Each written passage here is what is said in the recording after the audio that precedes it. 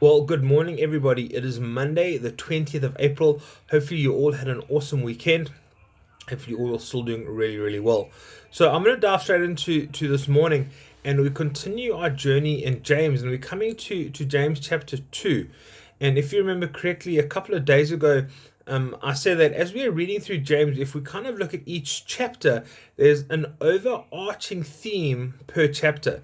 And so, if we remember correctly, if we looked at chapter 1, we kind of definitely saw what a Christian has, and what a believer has. And we come to chapter 2, and for me, I really believe that chapter 2 is a very practical chapter. So, it tells us, what does a believer do? And so we look at that. And so we come to probably one of the most famous chapters or parts of scripture in terms of faith about and works. And so for ages there's kind of been this division, this discussion, is it by faith alone, is it by works? And kind of James brings it together here, and he kind of gives us a clear, concise answer as to exactly what we need to do. What we need to do as believers, and I believe this goes even further. What does the church, when I say the church, please, I'm referring to the global church, what does the church need to be doing?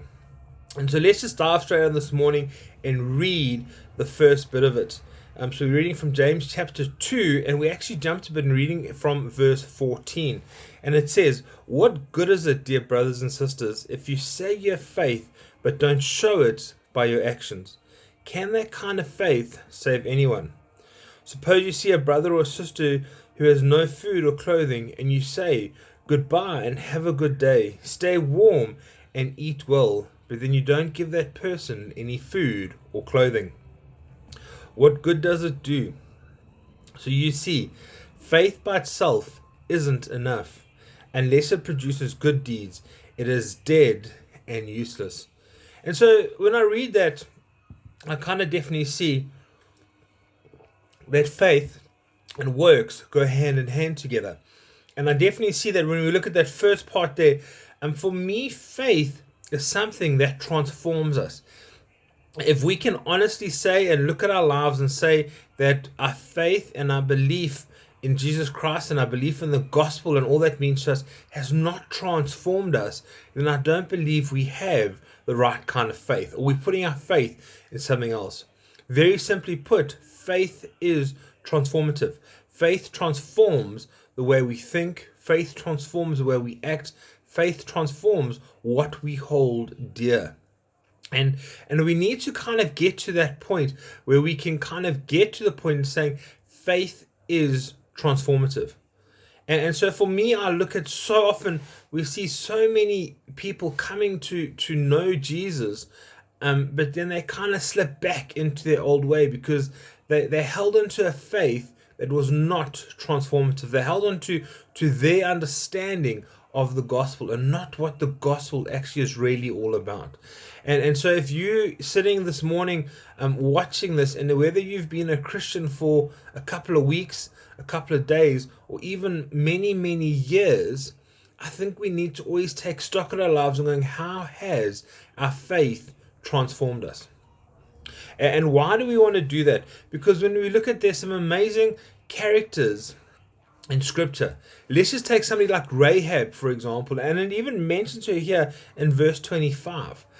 Take somebody like Abraham. Abraham is mentioned in verse 23, around there, about how their faith provided actions, how actions came as a result of their faith.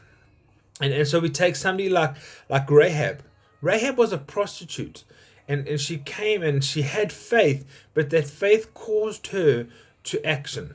That faith caused her to live a life of action in terms of where, when the spies came, she had them and even sent them on a different way. And then remember, when the nation of Israel came back and conquered the city, she had to hang a thread or hang a scarf out of her window. That was another action that came through by her faith. Her faith produced actions. And please, I'm not trying to say this morning that we need to be going out and doing all sorts of things, and we need to be going out and living this life of martyrdom. We need to be going out and saying, okay, what can I do? Who can I help? And all that kind of stuff. But we need to be transformed by faith.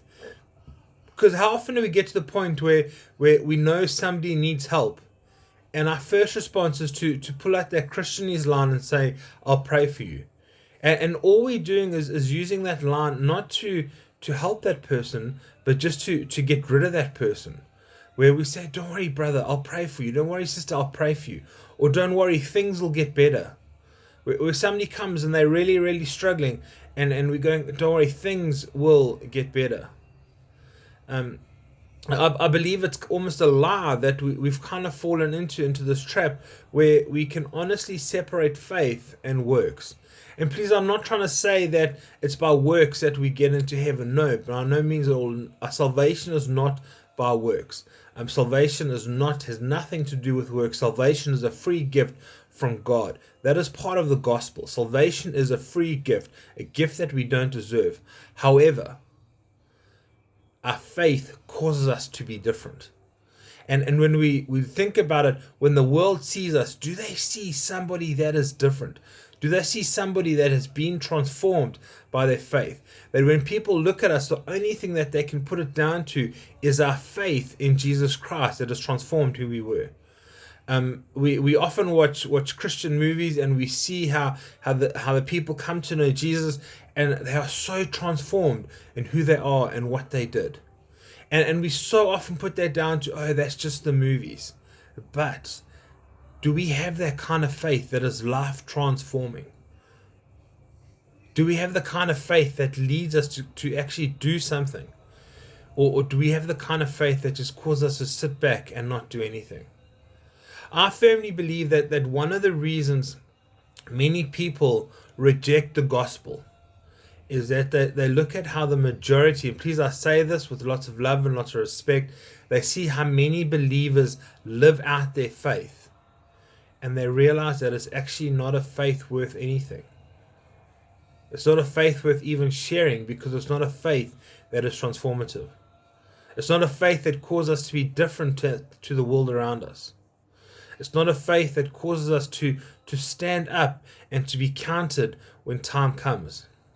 And so if we look at this global pandemic that we're in, how is our faith influencing us during this time? And maybe one of the things we need to realize is, are we actually just doing what everybody else does and falling into that same trap and just spreading negativity? Are we spreading fake news? Or actually, are we spreading the love of Christ? Are we sharing the gospel? Because remember, the gospel is transformative. The gospel brings faith, and when we have faith in that, it's transformative. And so I want to encourage you this morning, what are you doing with your faith? And so if we look at, remember, James chapter 1 is what a Christian has, and James chapter 2, what a Christian does, what a believer does. And so I need to ask you this morning, what are you going to do with your faith? What are you going to do with regards to people around you, to friends around you, to your family? Are you going to continue to live that same life? Or are you continue just to, do what everyone else expects you to do? Or are you going to stand up and be counted? And I need to say this morning that it doesn't matter, as I said earlier, whether you've been a Christian for a couple of days, a couple of weeks, a couple of years, or the majority of your life. Is your faith transforming you? Is your faith transforming you into a new creation?